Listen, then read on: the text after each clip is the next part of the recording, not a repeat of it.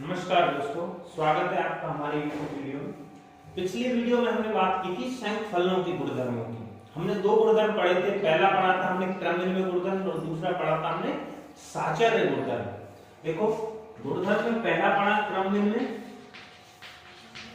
जिसकी बात हम कर चुके हैं। दूसरा हमने पढ़ा साचर्य। तीसरा हम देख लेते हैं इसका गुणधर्म क्या होता है। दो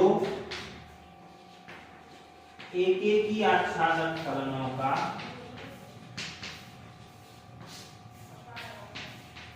संयुक्त फलन भी, दो एकेकी आच्छादक फलनों का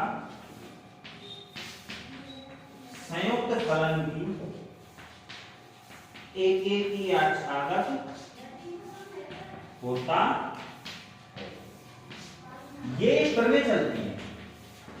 दो एकेकी आच्छादक फलनों का संयुक्त फलन भी एक ही आच्छादक फलन होता है। ये क्रम चलती है तुम्हारे संयुक्त फलन। लेकिन इसकी बात करने से पहले हमें पता होना चाहिए कि एकेकी आच्छादक फलन कैसे निकालते हैं, कैसे बात कर सकते हैं, कैसे सिद्ध कर सकते हैं कि एकेकी आच्छादक होंगे। तो फलनों की चर्चा कर लेते हैं आज हम थोड़ी सी। तुमने वैसे तो 11वीं क्लास में इसको पढ़ चुका है, लेकिन हम बात कर लेते हैं। अब बात करते हैं हम सबसे पहले फलन की। फलन की बात करने से पहले फलन के बारे में हम बात कर लेते हैं कि इसकी परिभाषा क्या होती है। देखो, परिभाषा के लिए देख लेते हैं। किसी समुच्चय ए से, समुच्चय ए से बी में परिभाषित संबंध एक फलन या फलन को एक प्रतिचित्रण भी बोलते हैं, मैपिंग या प्रतिचित्रण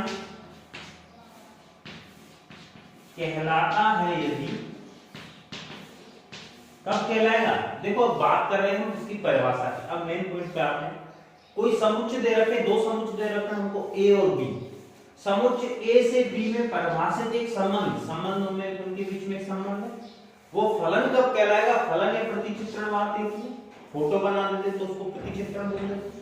फलन या प्रतिचित्रण कहलाता है यदि ए के प्रत्येक अवयव का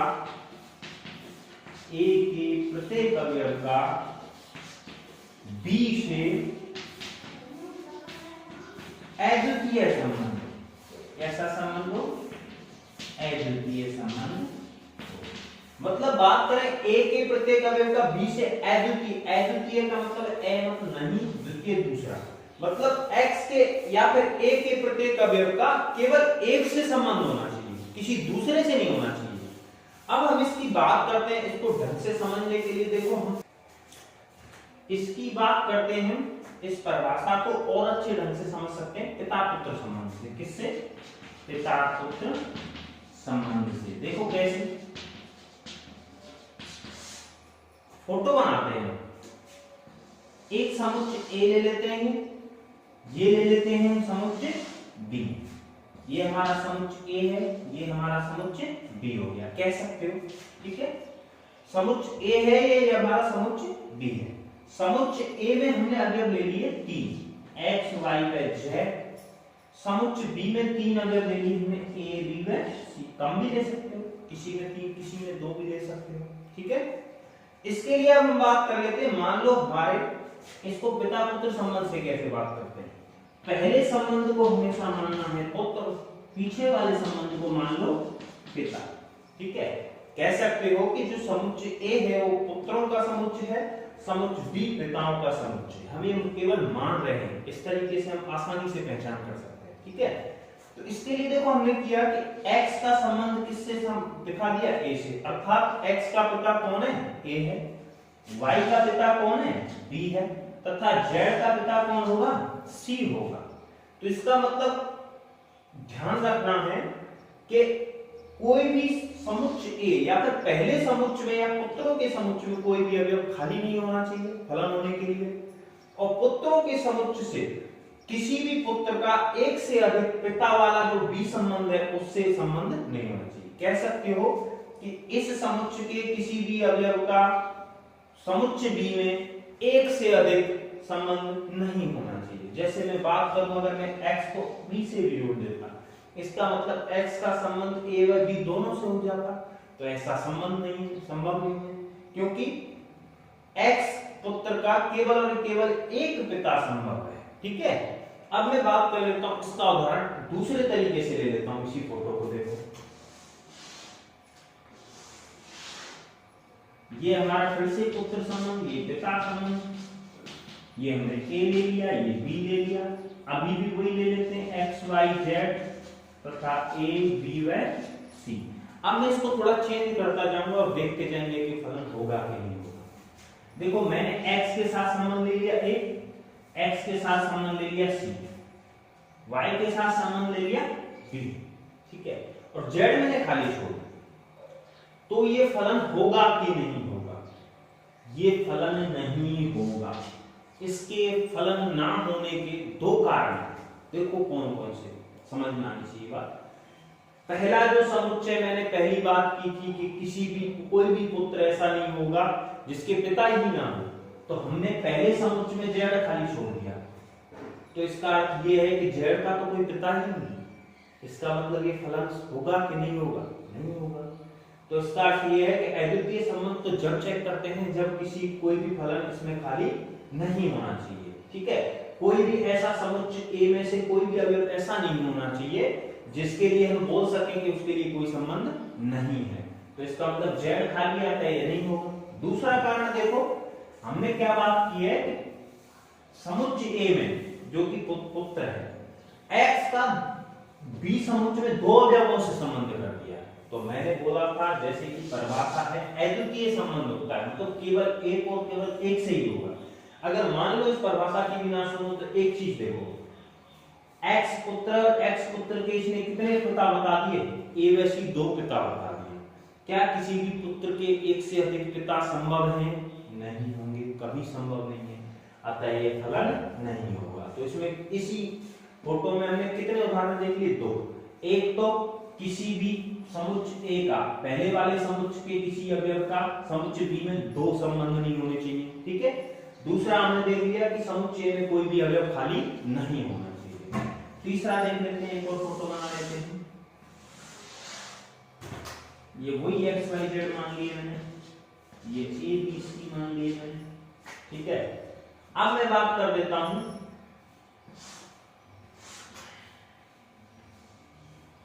मान लो ये कर दिया। ठीक है, इसका मतलब ये है कि x का संबंध a से भी है और y का संबंध भी a से है, z का संबंध c से है। क्या ये फलन होगा? देखो चेक करते हैं। ये पुत्र संबंध है, ये पिता संबंध है, पीछे वाला पिता मानते हैं, आगे वाला पुत्र का समुच्चय। एक पुत्र x का पिता a है और y पुत्र का भी पिता a है। क्या किन्हीं भी दो पुत्रों का एक पिता हो सकता है? बिल्कुल हो सकता है। या फिर कह सकते हो किसी भी पिता के एक से अधिक पुत्र हो सकते हैं। तो इसका मतलब अभी तक तो फलन है, चेक कर रहे हैं। z का पिता दे रखा है c, कोई दिक्कत नहीं, अद्वितीय संबंध है। लेकिन यहां पर b खाली रह जाता है। ठीक है, तो मैंने बात की थी कि कोई भी पिता ऐसा हो सकता है जिसके पुत्र ना हो, इसका मतलब ये फलन होगा। ध्यान रखने वाली दो चीजें हैं जो हमेशा फोटो में हमको चेक करनी है, या फिर क्रमिक गुणों के समुच्चय के रूप में दे रखा हो तो भी चेक करनी है। वो कैसे? देखो, सबसे पहली चीज जो हमको देखनी है इसमें वो है कि कोई भी समुच्चय A का कोई भी अवयव खाली नहीं होना चाहिए, किसी ना किसी से संबंध होना चाहिए। दूसरी बात देखनी है, किसी भी समुच्चय A के किसी भी अवयव का, समुच्चय के किसी भी अवयव का B में दो संबंध नहीं होने चाहिए। B में दो संबंध किसी भी एक, देखो A समुच्चय उसमें से कोई भी अवयव केवल एक और एक से ही जुड़ सकता है, लेकिन B वाला पिता संबंध है वो कोई भी अवयव दो से भी जुड़ सकता है, लेकिन A वाला केवल और केवल अद्वितीय होगा, एक से ही जोड़ेगा। तो इस तरीके से फोटो में तुम कुछ भी हो एग्जांपल दे दिए जाए तो फलन पहचान सकते हो। ये जो फोटो होते हैं ना, जैसे मैंने बताया था एक फलन या प्रतिचित्रण कह रहा था, इस फोटो की वजह से इसको क्या बोला गया था? फलन को दूसरा नाम दिया गया था मैपिंग, या इसी को बोल देते हैं प्रतिचित्रण, क्या बोल देते हैं? प्रतिचित्रण। अब ये तो बात हो गई हमारी फलनों की। ठीक है, अब हम चलो एक और उदाहरण ले लेते हैं, इसमें क्रमित युग्मों के समुच्चय के रूप में उदाहरण ले लेता हूं, उसके बाद हम बात कर लेंगे एक एक की व्याख्यात्मक फलनों की, और कुछ एक फलन और हैं जैसे बात कर सकते हैं आचार फलन, तत्समक फलन, जो कि तुम्हारे संयुक्त फलन में काम आ रहे हैं, उन्हीं फलनों की बात करेंगे फिलहाल। ठीक है,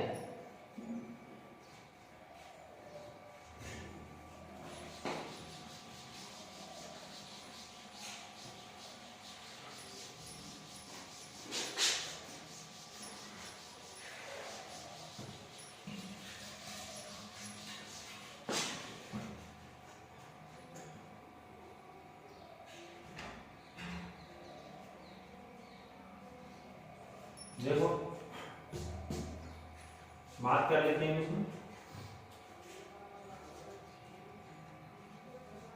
उदाहरण ले लेता हूं इसका एग्जांपल। ये क्रमित युग्मों के समुच्चय में दे रखा है, इसको फलन f मान लेता हूं, उदाहरण दे रहा हूं, पहचानना है तुमको ये होगा कि नहीं होगा संबंध फलन। ठीक है, मान लो मैंने a ले लिया, यहाँ पे दो समुच्चय मान लेता हूं मैं, a b व c, मैंने b ले लिया, b e व f ले लिया। ठीक है, अब मैं दो तीन एग्जांपल देता हूं, उनको तुम्हें पहचानना है कि फलन होंगे कि नहीं होंगे। ठीक है, पहला मैंने दे दिया a d d E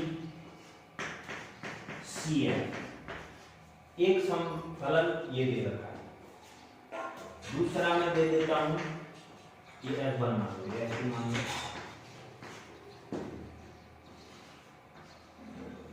A D B E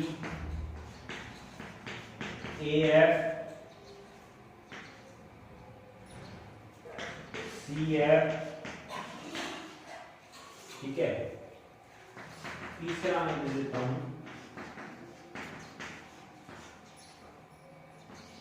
A D B D C F. ठीक है, चौथा मैं दे देता हूं A B B D C. अब ध्यान दो इस चीज को, मैंने कहा था यदि दो समुच्चय दे रखे हैं उसको फलन चेक करना, ये क्रमित युग्मों के समुच्चय के रूप में दे रखे हैं। ठीक है, अब बात करें, देखो सबसे पहले चेक करना है ये हमारा ए समुच्चय, ये बी समुच्चय है। तो मैंने कहा था जो आगे वाले होते हैं वो हमेशा क्या कहलाते हैं, पुत्र संबंध, और पीछे वाले पिता संबंध। ठीक है, तो ए का डी से है, बी का ई से है, और सी का एफ से है। अगर मैं इसका फोटो बनाऊं तो ऐसे बनेगा दो समुच्चयों के रूप में कि A B C B E F. A का किससे है, डी से, बी का है ई से, सी का है एफ से। इसका मतलब केवल अद्वितीय संबंध दे रखा है, ए के प्रत्येक अवयव का बी से अद्वितीय संबंध है, एक का केवल एक ही होगा। उत्तर पिता में देखो एक पिता का एक पुत्र, एक पिता का एक पुत्र, एक पिता का एक पुत्र, कोई दिक्कत ही नहीं, इसका मतलब फलन होगा। तो वो चेक करने से पहले मैंने कहा था अगर ये फोटो भी ना बनाओ, सीधे चेक करो इसको। तो दो चीजें ध्यान रखनी, पहला तो ध्यान रखना है कि कोई भी अवयव ऐसा नहीं होना चाहिए ए का जो दो एक से ज्यादा बार भी नहीं आना चाहिए, और एक बार अवश्य आना चाहिए। कह सकते हैं कि ए बी सी आना तो चाहिए, एक बार तो आना ही चाहिए पहले अवयव में, और एक से ज्यादा बार भी नहीं आना चाहिए। देखो ए आ गया, बी आ गया, सी आ गया, लेकिन ए कितनी बार आ गया, दो बार। इसका मतलब एक उत्तर का कितने पिताओं से संबंध हो गया, तो इसका मतलब ये फलन नहीं होगा। एक तो तरीका ये होता है सीधा चेक करने का कि पहले अवयव देखो, पहले समुच्चय में से सारे अवयव आने भी चाहिए। ठीक है, और किसी भी अवयव का पहले वाले की पुनरावृत्ति नहीं होनी चाहिए। ठीक है, अगर मैं इसको फोटो रूप में बनाऊं तो देखो ये क्या कहना चाह रहा है, ए बी सी डी ई व एफ। इसने बोला है कि ए का किससे संबंध है, डी से, ए का डी से कर दो, बी का किससे संबंध है, ई से कर दिया, ए का किससे संबंध है फिर से एफ से, सी का किससे संबंध है एफ से। इसका मतलब ये कहना ये चाह रहा है कि ए अवयव ऐसा है पुत्र संबंध, उसका दो पिताओं डी और एफ से संबंध है। क्या ऐसा संभव है, नहीं होगा, अतः ये फलन नहीं होगा। अब चेक कर लेते हैं अगला, सबसे पहले मैंने चेक करने का तरीका बताया, ए के सारे अवयव आने भी चाहिए पहले का, और ये और ध्यान रखना है इनका क्रम भी ये होना चाहिए कि जो पहला समुच्चय ए है वो हमेशा आगे ही होना चाहिए, ठीक है। तो ए डी, बी का डी से, सी का एफ से, तो ए बी सी तीनों समुच्चय, ए समुच्चय के तीनों अवयव आ चुके हैं, और उसका संबंध किसी से भी हो, उसका संबंध में हम नहीं देखें तो भी चल जाएगा कि किसी से भी संबंध हो लेकिन होना चाहिए। तो ये फोटो क्या कहना चाह रहा है देखो, ये मैं फिर से ले लेता हूं, ए बी व सी, बी ई व एफ। ए का किससे संबंध है, बी से, बी का किससे संबंध है, बी से, सी का किससे संबंध है, एफ से। इसका तात्पर्य यह है कि ए और बी दो पुत्र ऐसे हैं जिनके एक पिता है, तो ऐसा संभव है। ई एक ऐसा पिता है जिसके कोई पुत्र नहीं है, कोई बात नहीं, रहने दो।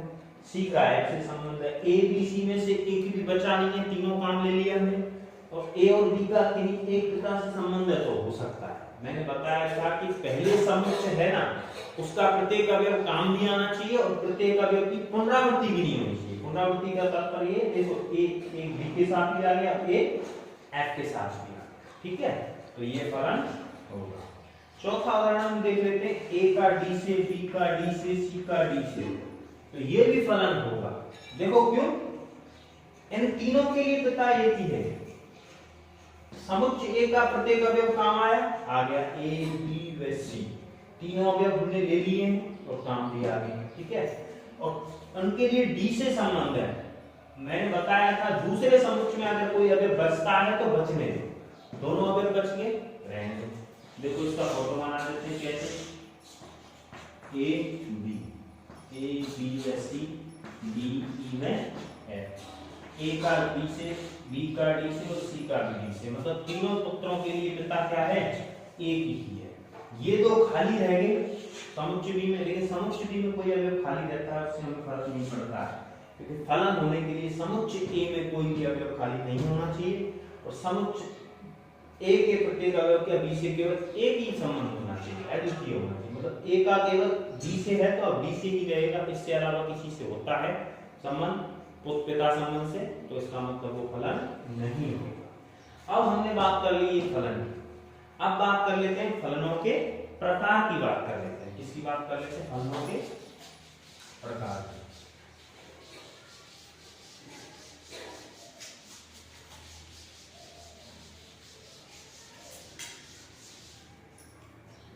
इसके लिए बात कर लेते हैं, सबसे पहले हम फलनों के प्रकार की बात करेंगे। तो पहले बात करते हैं हमेशा जैसे कि बात करते हैं एक एक ही फलन की।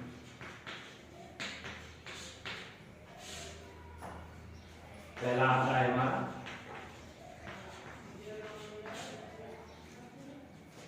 एक एक ही, इसको बोलते हैं इंग्लिश में वन वन फंक्शन, ठीक है। अब बात करें एक एक ही फलन, ठीक है। एक एक ही फलन होता क्या है, जैसा कि नाम से स्पष्ट है, एक धन एक, मतलब एक का केवल एक ही होना चाहिए। इसका अर्थ ये है कि a में से जो x के मान है, a के प्रत्येक मान के लिए b में केवल एक और केवल एक ही होना चाहिए संबंध, ठीक है। इसका मतलब अगर हम देसी भाषा में बात करें तो कोई भी पिता ऐसा नहीं होना चाहिए जिसके एक से ज्यादा पुत्र हो। कह सकते हैं, जैसे मैं फोटो बना लेता हूं,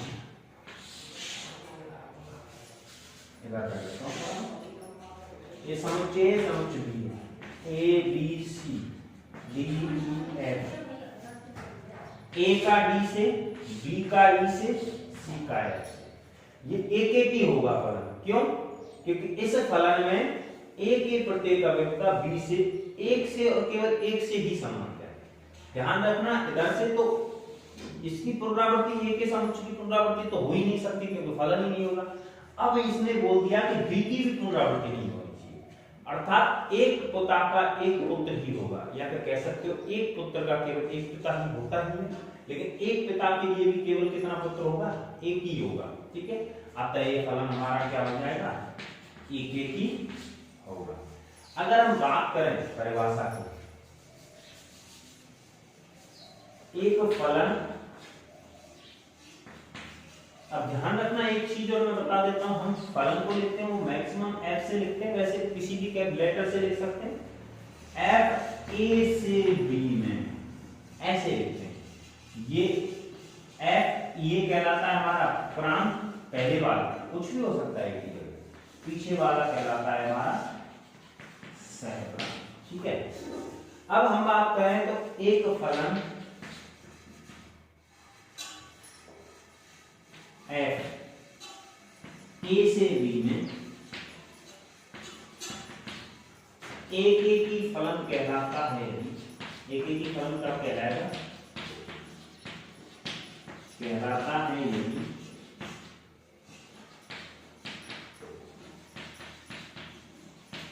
भिन्न भिन्न अवयव के लिए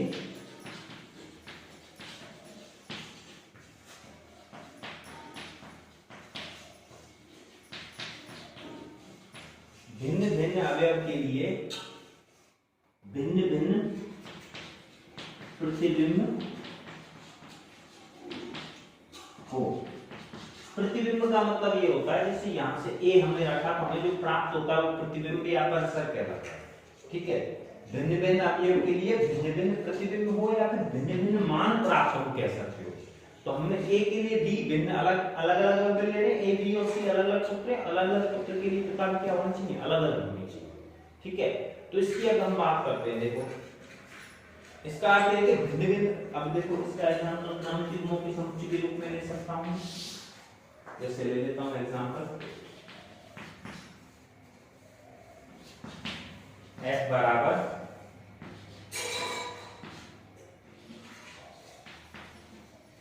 ए सी बी डी, यही दे दी है क्रमिक युग्मों के समुच्चय। देखो ए का सी से, भिन्न का भिन्न से, बी का बी भिन्न अवयव है उसके लिए प्रतिबिंब भी क्या होगा, भिन्न। सी भिन्न अवयव है उसके लिए प्रतिबिंब क्या होगा, भिन्न होगा। मतलब अलग अलग मान लेके चलते हैं तो हमें प्रतिबिंब के जो मान प्राप्त होंगे ना फलन के, या फिर प्रतिबिंब की जगह हम y भी ले सकते हैं, इसको बोलते हैं x। पहले वाले a के लिए जो बोलते हैं हम मान रखते हैं, प्राप्त होता है उसको x से लिख देता था, x के मान रखने पर जो प्राप्त होता है हम उसको मान लेते हैं y। तो प्रत्येक x के मान के लिए y का मान भी क्या प्राप्त होना चाहिए, भिन्न भिन्न प्राप्त होना चाहिए। तो a के लिए c है, b के लिए d है, c के लिए f है, c के लिए ले ले, c की जगह इसको चलो रिपीट कर दिया, इसको a के लिए e ले लेता हूं। ठीक है, रिपीट नहीं होगा। ठीक है, ध्यान रखना, अवयव क्या नहीं होगा, रिपीट नहीं होगा। हो सकता है समुच्चय में समान अवयव हो अगले वाले, लेकिन अभी के लिए ध्यान रखना। ठीक है, अब हम बात कर लेते हैं एक एक ही फलनों के लिए चेक कैसे करते हैं, एक एक ही फलनों की जांच। देखो कैसे, मेन चीज यही है जिसके लिए हम बात कर रहे हैं। एक एक ही फलनों की जांच हम पहला फोटो से तो कर ही सकते हैं। पहला तरीका देखो, हम मान के चलेंगे दो अवयव लेंगे x1, x2।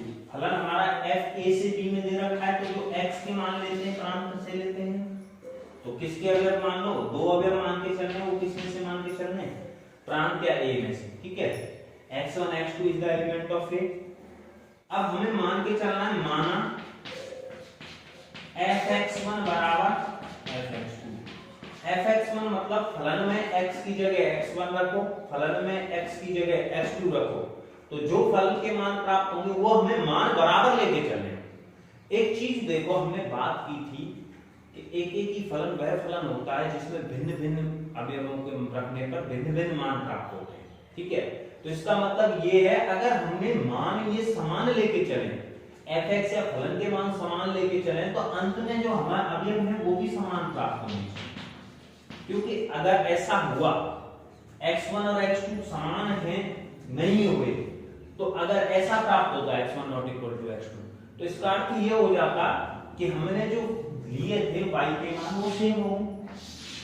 y के मान y बराबर fx होता है, ये y मान के चलो फलन का जो मान मानते हैं। इस दूसरे अवयव में जो x1 और x2 के लिए हमें मान प्राप्त हो, क्या प्राप्त हो गया, y का मान एक ही प्राप्त हो गया अगर ये समान होते हैं। तो अर्थ, इसका अर्थ ये है कि अगर हमें इसको एक एक ही बनाना है तो ये केवल तभी संभव है जब x1 और x2 वास्तव में बात क्या हो, एक ही हो, क्या हो, एक ही होने चाहिए, x1 या x2 एक ही होना चाहिए, ठीक है। अवयव भी एक ही होगा तभी हम मान सकते हैं, ठीक है। तो इसका अर्थ यह है कि हमें सबसे पहले क्या लेके चलना है, fx1 बराबर fx2 लेके चलना है। फलन में x की जगह x1 और x2 रखो मर्जी से, तो x1 बराबर x2 क्या कर देना है, सिद्ध कर देना। fx1 बराबर fx2 लेके चले और x1 बराबर x2 सिद्ध कर दिया, तो इसका मतलब एक के लिए केवल क्या फलन होगा, एक के लिए एक ही प्रतिबिंब होगा, ठीक है। दूसरा तरीका जो होता है आप उल्टा भी ले सकते हैं इसको, वही x1, x2 मान के चलो, एलिमेंट ऑफ a में से ही लेने हैं x के मान हमेशा, ठीक है। इसके लिए देखो उल्टा करना है, माना x1 is not equal to x2, इसका मतलब भिन्न भिन्न अवयव लेके चले, तो भिन्न भिन्न अवयवों के लिए जो प्रतिबिंब प्राप्त होने चाहिए, प्रतिबिंब का मतलब fx1 और fx2, वो भी हमारे क्या होने चाहिए, अलग अलग होने चाहिए, फलनों के मान भी क्या होने चाहिए, अलग अलग होने चाहिए। तो ये दो तरीके जिनसे हम इसको सिद्ध कर सकते हैं। अब इसके लिए एक एक चीज के लिए ले लेते हैं एक उदाहरण, ठीक है। उदाहरण ले लो, एग्जांपल, माना fx बराबर हम लेके चले, चलो f हमने मान लिया फलन r से r में विद्यमान है, तथा fx बराबर हमने ले लिया x क्यूब ले लिया, क्या ले लिया, fx बराबर x क्यूब ले लिया। r से r इसका मतलब फलन f का प्रांत भी r है, तो फलन f का सहप्रांत भी क्या है, r है। फलन f का प्रांत भी r है, फलन f का सहप्रांत भी क्या हो जाएगा, r हो जाएगा, ठीक है। अब बात करें इसकी, सबसे पहले हमको चेक क्या करना है, कि वही तरीका है कि इन दोनों तरीकों से चेक कर सकते हैं। तो हम पहला तरीका ले लेते हैं, मान लो, माना x1, x2 is the element of a में से लेते हैं, लेकिन a के स्थान पर प्रांत में से लेते हैं, लेकिन प्रांत हमारा यहाँ क्या दे रखा है, r, तो x1 x2 किस में से ले लिए हमने, r में से ले लिए। मान के चलना है fx1 बराबर fx2, क्या मान के चलो, मान के चलो, ठीक है। अब fx1 का मतलब है फलन fx में x के स्थान पर हमें x1 रखना पड़ेगा, फलन fx में x के स्थान पर हमें क्या रखना पड़ेगा, x1, तो x क्यूब में x की जगह क्या रख दिया, x1 का क्यूब। इसी तरीके से fx2 का अर्थ होता है कि फलन fx में हमें x के स्थान पर x2 रखना पड़ेगा, फलन fx में x के स्थान पर क्या रखेंगे, x2 रखेंगे, तो x2 रख दिया x की जगह, तो x2 का क्यूब। दोनों तरफ ले लो घनमूल, क्या ले दिया, घनमूल। घनमूल लोगे तो हमें क्या प्राप्त हो जाएगा, x1 बराबर x2। इसका मतलब ये हमारा फलन क्या हो जाएगा, एक एक ही होगा, ठीक है। तो इसका अर्थ ये है कि हमारे पास एक तरीका होता है fx1 बराबर fx2 लेके चलो, x1 बराबर x2 सिद्ध कर दो, तो एक ही होगा। दूसरा तरीका है हमारे पास x1 is not equal to x2 लेके चलो, तो fx1 is not equal to fx2 सिद्ध कर दो। दो किसी भी तरीके से कर सकते हैं, ठीक है। अब हम एक और उदाहरण ले लेते हैं जो कि एक एक की नहीं होगा, ठीक है। अब एक चीज ध्यान रखनी है आप लोगों को कि जो फलन एक एक ही नहीं होगा ना, जो यदि ये फलन एक एक ही नहीं होता तो वो फलन हो जाएगा एक एक ही का मतलब एक का एक से, एक एक ही नहीं होगा तो वो फलन होगा बहु एक ही, ठीक है। तो ध्यान रखना हम एक एक ही पढ़ते हैं, एक एक को सिद्ध करते हैं। अगर फलन एक एक ही नहीं होता तो अपने आप ही क्या हो जाता है, बहु एक एक ही हो जाता है, ठीक है। तो मैं इसको मिटा देता हूँ, आप नोट कर सकते हो, ठीक है। एक और उदाहरण ले लेते हैं इसका,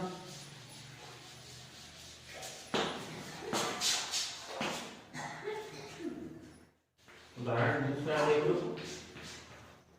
वही f r से r में विद्यमान है, फलन fx बराबर ले लिया मैंने x², ठीक है। बहुत सारे उदाहरण ले सकते हो, ठीक है। अब बात करें सबसे पहले इसका एक एक ही चेक करते हैं। इसके लिए वही तरीका है, मैं पहला तरीका ले लेता हूं, माना चलो x1, x2 is the element of किस में से लेंगे, प्रांत में से लेंगे, और हमारा प्रांत क्या है यहाँ पे r, और हमारा सहप्रांत भी क्या होगा r, ये किस में से ले लिए, प्रांत में से, r में से। मान के चलना है कि fx1 किसके बराबर है,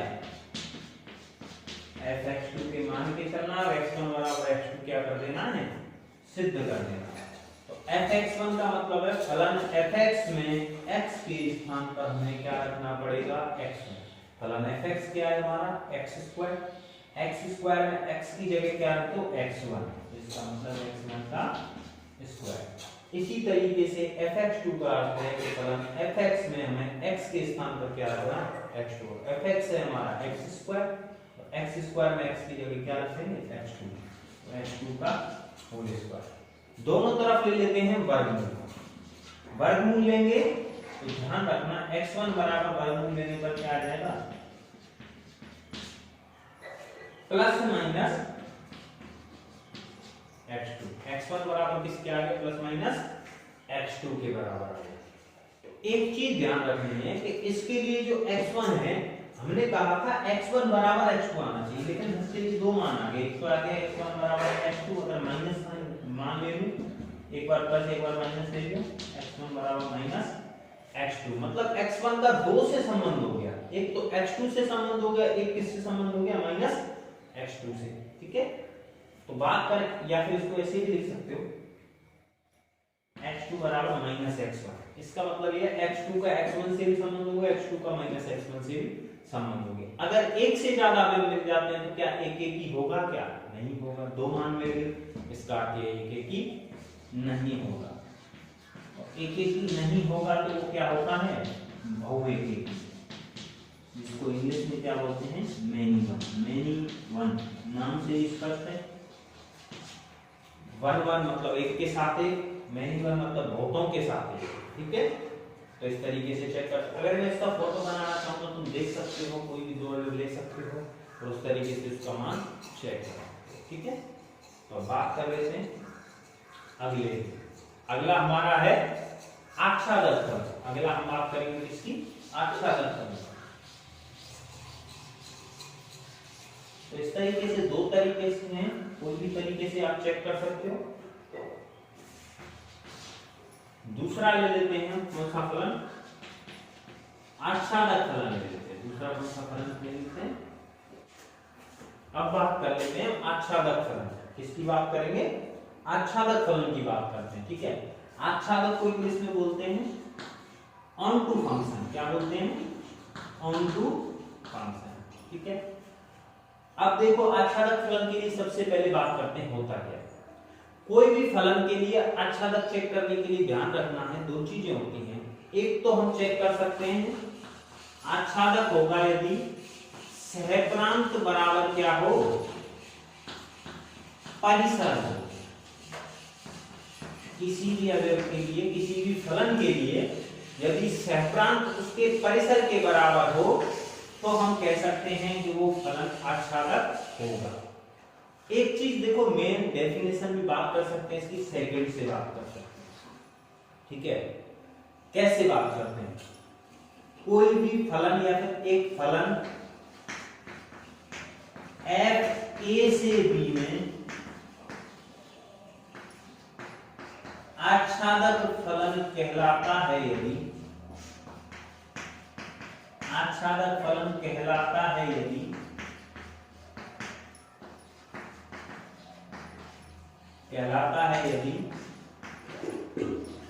b के प्रत्येक अवयव के लिए, b का मतलब हम सहप्रांत के प्रत्येक अवयव की बात कर रहे हैं। b हम क्या मान के चलते हैं, मान लो इसको मानते हैं प्रांत a को, b को क्या मानते हैं, सहप्रांत होता है हमारा। तो सहप्रांत के प्रत्येक अवयव के लिए, b के प्रत्येक अवयव के लिए, b के प्रत्येक अवयव के लिए a में पूर्व प्रतिबिंब विद्यमान होना चाहिए। a में क्या विद्यमान होना चाहिए, पूर्व प्रतिबिंब विद्यमान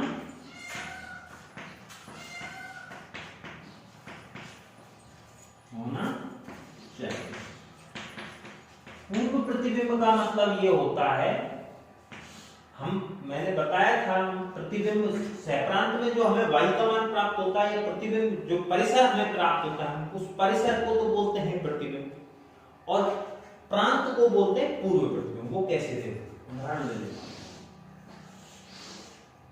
ए B C X Y Z कुछ भी ले सकते हैं, कोई फर्क नहीं, ठीक है।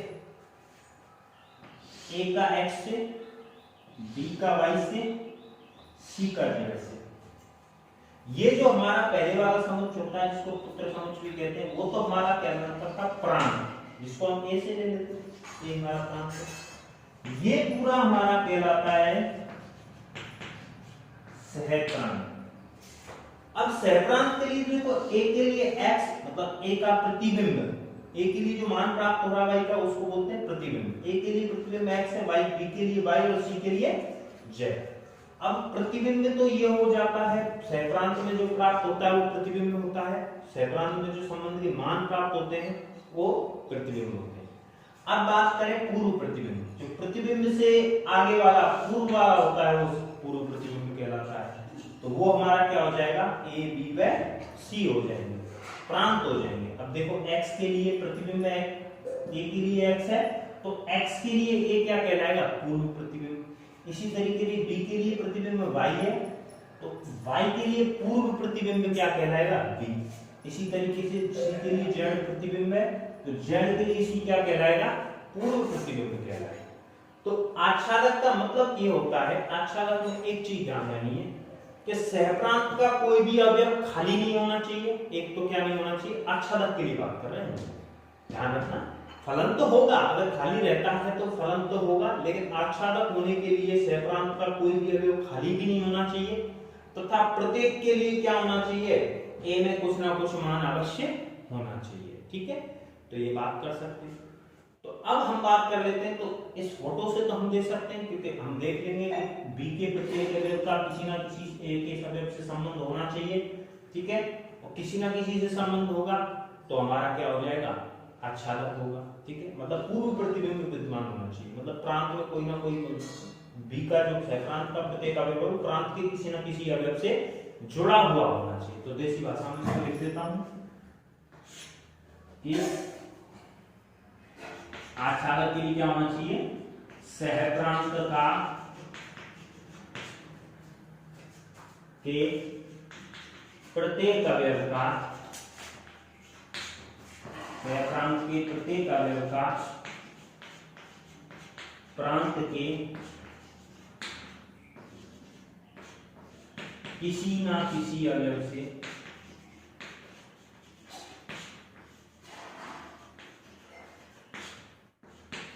संबंध अवश्य होना चाहिए, होना चाहिए, ठीक है। या फिर कह सकते हैं, देखो हमारा ये फलन f है, तो हमारे लिए जो मान रखने पर हमें जो प्राप्त हो रहा है वो y बराबर क्या प्राप्त होता है, fx। y बराबर fx क्यों बोलते हैं, फलन f में जो प्रांत के मान रखते हैं उनको x बोलते हैं। फलन f में x मान रखेंगे तो हमें जो प्राप्त होगा वो किसमें से प्राप्त होगा, सहप्रांत में से। सहप्रांत वाले मानों को ज्यादातर बोला जाता है y। फिलहाल तो मैंने एग्जांपल में भी ले लिया, ठीक है। तो इस तरीके से बात कर सकते हैं, y बराबर fx होना चाहिए, ठीक है। तो अब ये चेक कर लेते हैं हम, ठीक है, आच्छादक के लिए। तो आच्छादक के लिए हमें क्या चेक करना है कि सहप्रांत के प्रत्येक अवयव का प्रांत के किसी ना किसी अवयव से संबंध अवश्य होना चाहिए। तो एक और एग्जांपल ले लेता हूं, A B C D E F हो गया, ठीक है। चलो मैं दो ही लेते हैं, डी का ए से, डी का बी से, ई का सी से। अब हम इसमें एक एक की और आच्छादक दोनों की बात कर लेते हैं। ये फलन एक एक ही होगा, फलन तो होगा, क्योंकि देखो दो अवयवों का एक से संबंध है, कोई दिक्कत नहीं, पिता एक हो सकता है, पुत्र दो हो सकते हैं, कोई भी अवयव खाली नहीं, इसका मतलब संबंध तो होगा, ठीक है। अब बात करें इसका एक एक ही का, एक का एक से है का, एक का डी से है, डी का भी डी से है, मतलब एक का एक से तो नहीं है, इसका मतलब एक एक ही नहीं होगा, क्या होगा, बहु एक एक ही होगा। आच्छादक के लिए बात करें तो आच्छादक के लिए क्या बोला था, सहप्रांत के प्रत्येक अवयव का प्रांत के किसी ना किसी अवयव से संबंध अवश्य होना चाहिए। सहप्रांत के प्रत्येक अवयव यानी डी की बात करें, डी का संबंध ए से भी और बी से भी है। अब बात करें ई की, ई का संबंध सी से है। देखो एक से अधिक से संबंध हो सकता है डी का, सहप्रांत के किसी अवयव का, लेकिन कम से कम एक से अवश्य होना चाहिए। चाहिए। इसका मतलब आच्छादक तो ये होगा, आच्छादक होगा, क्योंकि प्रत्येक का किसी न किसी से संबंध है। अगर मैं इसकी जगह एफ और लिख देता, इसकी जगह में क्या लिख देता, एफ लिख देता, तो भी ये फलन तो होता, क्योंकि बी में कोई भी अवयव खाली रह सकता है, लेकिन ना तो एक एक ही होता, क्योंकि एक संबंध, एक समुच्चय के प्रत्येक अवयव के लिए इस दो अवयवों के लिए एक संबंध हो गया, ठीक है। तो ना तो ये एक एक ही होगा, ना ही आच्छादक। आच्छादक क्यों नहीं होगा, क्योंकि सहप्रांत का एक अवयव बच गया जिसके लिए प्रांत का कोई भी संबंध नहीं है, ठीक है। तो ये चीज ध्यान रखनी। जब हम आच्छादक चेक करते हैं तो हो सकता है कि किसी फलन में कि कोई भी एक ऐसा अवयव हो जिसके लिए एक से ज्यादा मान निकल रहे हो, ठीक है, तो वो सारी चीजें चेक करते हैं। तो हमारे लिए जो मेन बात चलती है वो यही चलती है पूरी, कि सहप्रांत किसके बराबर होना चाहिए, परिसर के। अगर बराबर है तो आच्छादक होगा, अगर बराबर नहीं है तो आच्छादक नहीं होगा। जो आच्छादक नहीं होता है ना, जो क्या नहीं होगा, आच्छादक नहीं होगा, मान लो आच्छादक नहीं है, वो कहलाता है हमारा अंतरछेदी। क्या कहलाता है, अंतरछेदी। ये भी ध्यान रखना, ध्यान रखना। हम हमेशा आच्छादक फलन चेक करेंगे, अगर आच्छादक नहीं है तो वो अपने आप ही क्या हो जाएगा, अंतरछेदी होगा। इसी तरीके से एक एक ही चेक करेंगे, अगर फलन एक एक ही नहीं है तो अपने आप ही क्या हो जाएगा, बहु एक एक ही हो जाएगा, ठीक है। बात करिए। अब हम आते हैं हमारे अगले वाले बात। अब इसके कुछ उदाहरण ले लेते हैं आच्छादक फलन के। इसको कितने तरीके से निकाल सकते हैं, ध्यान रखना। आच्छादक फलनों को चेक करना थोड़ा कॉम्प्लिकेटेड होता है, इसके लिए बहुत सारे तरीके होते हैं। परिस्थिति अनुसार, प्रश्नानुसार हमें बहुत सारे तरीके लेने पड़ते हैं, ठीक है। देखो इसके लिए उदाहरण ले लेता हूं।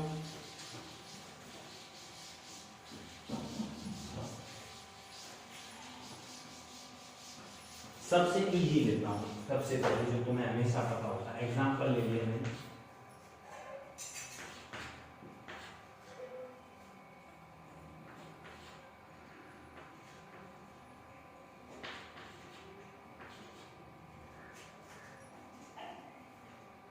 एफ आर से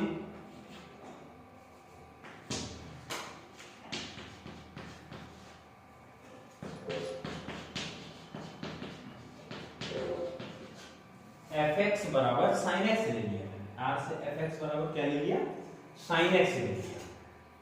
देखो इसके लिए हम केवल आच्छादक चेक कर लेते हैं पहले, फिर एक एक चीज देखेंगे। इसके लिए उदाहरण दिया है, एफ एक्स बराबर साइन एक्स, जानते हो त्रिकोणमितीय फलन है। साइन एक्स का जो लिमिट होती है, साइन एक्स के जो मान हो सकते हैं ना, वो कहां से कहां तक होते हैं। साइन का जो परिसर होता है, ध्यान होना चाहिए हमेशा। देखो साइन एक्स के लिए ये फोटो बनता है, उसके मान इस तरीके से जाते हैं, घूमते रहते हैं, लेकिन इसका छोटे से छोटा मान होता है -1 और बड़े से बड़ा मान क्या होता है, +1। मतलब साइन एक्स का मान कहां से कहां तक होता है, -1 से +1। और इसका अर्थ जानते हो, बड़ा ब्रैकेट -1 +1, इसका अर्थ है कि -1 भी शामिल है, 1 भी शामिल है, -1 से 1 तक। ये कौन सा होता है, क्लोज इंटरवल, ठीक है। अब हम बात करें तो इसका मतलब हमने बात की कि जो sin x के लिए हमारा जो सहप्रांत होगा ना, वो क्या दे रखा है, ये पहले वाला प्रांत होता है, नीचे वाला क्या होता है, सहप्रांत होता है। और सहप्रांत हमारा क्या दे रखा है, -1 से 1। लेकिन हमारा परिसर भी क्या होता है, sin x के लिए परिसर मैंने अभी बताया था, sin x के मान -1 से छोटे नहीं हो सकते, +1 से बड़े नहीं हो सकते, -1 से 1 ही होंगे। इसका अर्थ ये है सहप्रांत बराबर क्या हो गया, फलन का परिसर। अतः फलन क्या हो जाएगा, फलन आच्छादक। अतः फलन आच्छादक होगा, फलन क्या हो जाएगा हमारा, आच्छादक हो जाएगा, ठीक है।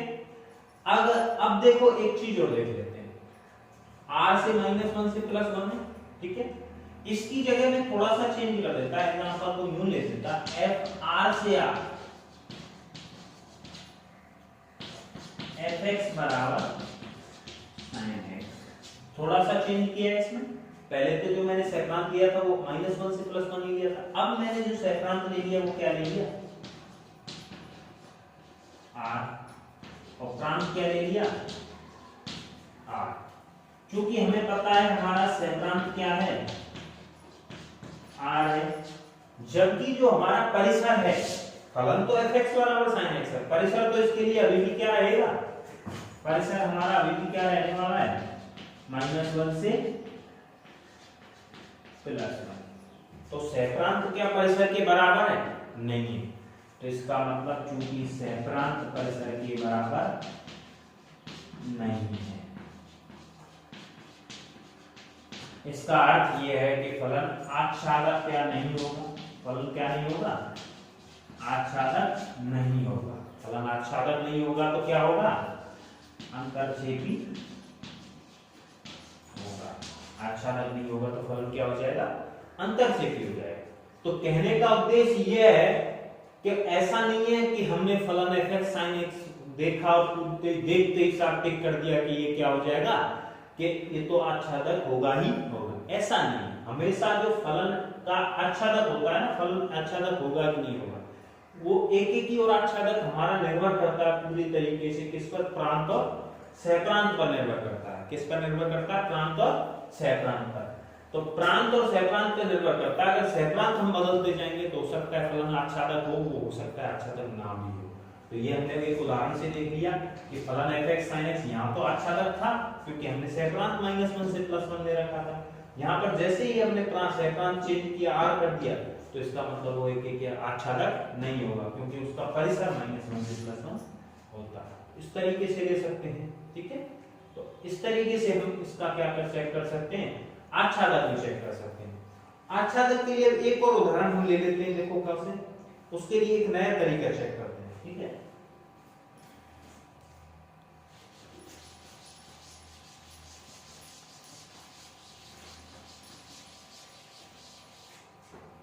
एक एग्जांपल ले लिया,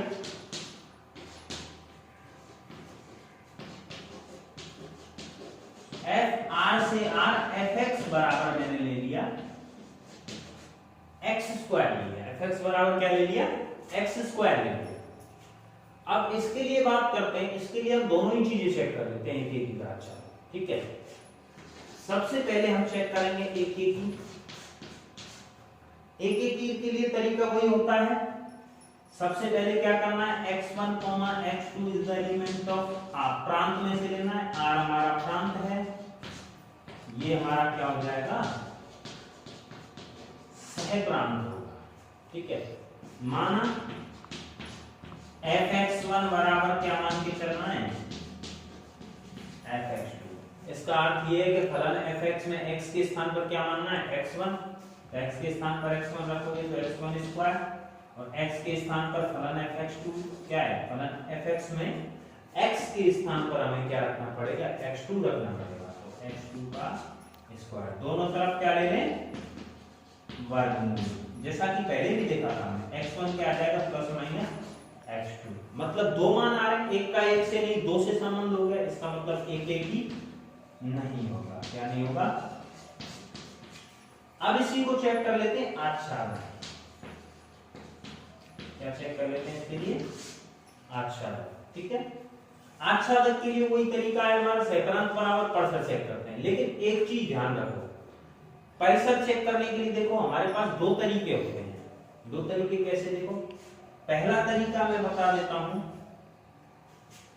y बराबर fx। हमारे लिए जो फलन fx दे रखा है वो क्या दे रखा है, x²। मान लो हमने x is the element of क्या मान के चल लिया, r ले लिया, प्रांत में से ही लेंगे x का मान। इसके लिए देखो r वास्तविक संख्या में धनात्मक मान भी हो सकते हैं, ऋणात्मक भी हो सकते हैं, जीरो भी हो सकता है। अगर मैं बात करूं x के लिए, x अगर मैं पॉजिटिव लेता हूं, क्या ले लेता हूं, x पॉजिटिव लेता हूं, धनात्मक ले लेता हूं, तो fx x² है, मतलब वर्ग है, तो भी इसका मान क्या आएगा, धनात्मक। कोई भी आ सकता है लेकिन धनात्मक आएगा। इसी तरीके से x ऋणात्मक मान ले लेता हूं तो fx का मान क्या आ जाएगा, फिर भी क्या आएगा, धनात्मक। मान लो एग्जांपल कि मैंने fx में x के स्थान पर क्या रख दिया, -2 रख दिया, ऋणात्मक मान ले रहा हूं, तो -2 का वर्ग फिर भी क्या होगा, ये धनात्मक। इसी तरीके से अगर x बराबर 0 ले लिया, x बराबर 0 पर फलन fx का मान f0 रखेंगे तो क्या आ जाएगा, x की जगह 0 रखेंगे तो 0 आएगा, मतलब 0 आ जाएगा, धनात्मक आ जाएगा, लेकिन कभी भी मान ऋणात्मक आएगा क्या, कभी नहीं आएगा, कभी भी ऋणात्मक मान नहीं आएगा। ठीक है, तो इस तरीके से अगर मैं बात करूं तो इसका जो परिसर होगा वो क्या होगा, इसका परिसर हो जाएगा, मैं अगर ऐसे लिखूं तो यूं लिख सकता हूं, या तो r प्लस यूनियन 0, इसका मतलब यह है कि धनात्मक मान भी है और साथ में 0 भी है, या फिर इसको इस तरीके से लिख सकते हैं,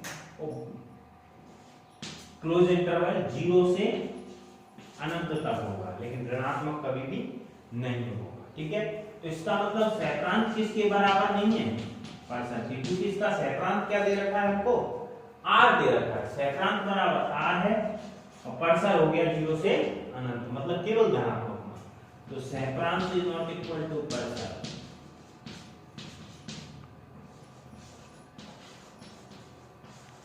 सहप्रांत परसर के बराबर नहीं है, अतः फलन आच्छादक नहीं होगा, फलन क्या नहीं होगा,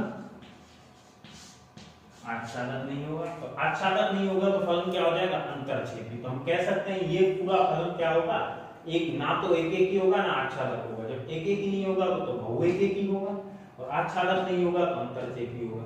इसका मतलब एक कह सकते हैं कि ये फलन जो है हमारा बहु एक एक ही अंतरछेदी होगा, क्या हो जाएगा, बहु एक एक ही अंतरछेदी होगा फलन। ठीक है, तो अब इसके लिए अगला बात करते हैं, अगला देखो, इसको मैं मिटा देता हूं, एक और इसका उदाहरण ले लेते हैं, चलो इसी को ले लेते हैं, इसी को एक तरीके से ले लेते हैं, मैंने बताया था दूसरा तरीका ले सकते हैं, आच्छादक के लिए दूसरा तरीका चेक कर लेते हैं। हमारा जो फलन दे रखा था वो x स्क्वायर दे रखा था, f(r) से आगे दोबारा लिख देता हूं।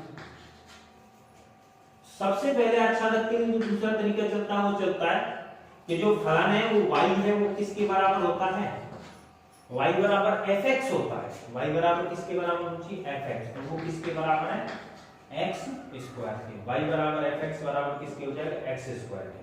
तो इसका मतलब y बराबर क्या मान लिया हमने, x स्क्वायर। दोनों ध्यान रखना, हमेशा इस तरीके से चेक करने के लिए हमेशा जो x है ना उसको y के मान में ज्ञात करते हैं, अभी तो y है वो x के मान में है, y बराबर x स्क्वायर, केवल x निकालना है हमें y के रूप में। ठीक है, दोनों तरफ क्या ले लूं, वर्गमूल ले लूं, वर्गमूल लूंगा, रूट ऑफ y बराबर x आ जाएगा। ठीक है, रूट ऑफ y बराबर क्या आ जाएगा हमारा, x वर्गमूल गया, तो x बराबर हमारा हो गया रूट y। अब इस तरीके से हम x को y के रूप में निकालने के बाद हमें ध्यान रखना है y में से मान रखने और चेक करना है कि y के प्रत्येक मान के लिए यदि x विद्यमान है, एग्जिस्ट करता है, तो हमारा फलन आच्छादक होगा। देखो कैसे, y हमारा क्या है, सहप्रांत से लेते हैं हमेशा y, क्योंकि हमारा y is the element of क्या दे रखा है, r में तुम्हें पता है ऋणात्मक मान भी आते हैं, धनात्मक मान भी आते हैं, 0 भी आता है। देखो पॉजिटिव मान के लिए तो x का कुछ ना कुछ मान पॉजिटिव आ जाएगा, भले कोई भी आए, रियल नंबर में से आएगा। 0 के लिए भी x का मान क्या आ जाएगा, रूट ऑफ 0 0 आएगा। लेकिन अगर मैं नेगेटिव रखता हूं y की जगह क्या मान रख दिया, नेगेटिव रख दिया, तो नेगेटिव मान का y का वर्गमूल क्या संभव होगा, क्या नहीं होगा, क्योंकि क्या हो जाएगा, वो काल्पनिक होगा। क्या होगा, काल्पनिक, क्योंकि वर्गमूल में अगर ऋणात्मक मान रखते हैं तो मान काल्पनिक प्राप्त होता है। इसका मतलब ये है कि ये ऋणात्मक मान के लिए संभव नहीं होगा, तो संभव नहीं होगा तो इसका मतलब आच्छादक भी नहीं होगा। हमेशा x को y के रूप में बदलो और y को देखो कि y अपने सहप्रांत पर अगर एग्जिस्ट करता है, विद्यमान होता है प्रत्येक मान के लिए, तो वह फलन आच्छादक होगा। तो अब इसको कैसे लिख सकते हैं, y सहप्रांत के, y ब्रैकेट में लिख देता हूं सहप्रांत, y के प्रत्येक मान के लिए